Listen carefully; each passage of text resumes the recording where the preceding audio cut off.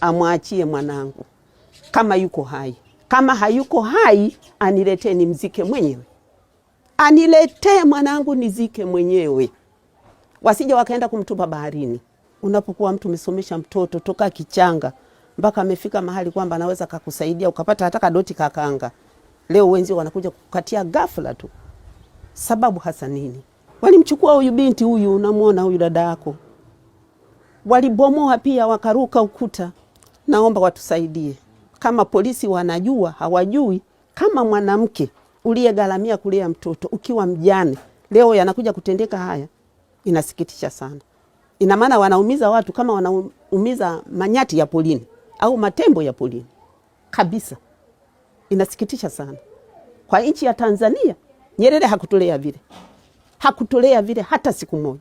Huyu mtoto nikikwambia siri yake toka alipozaliwa, alikuwa mtoto wa pekee kabisa.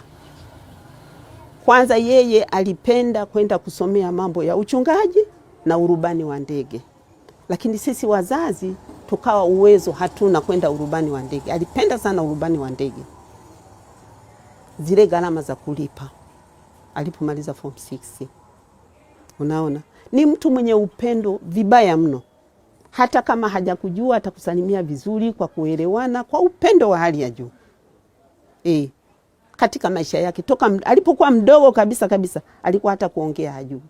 Akifika hapa tawasalimia, yeye ni kucheka tu, kuongea na wezie, kuingia ndani vitabu moja kwa moja.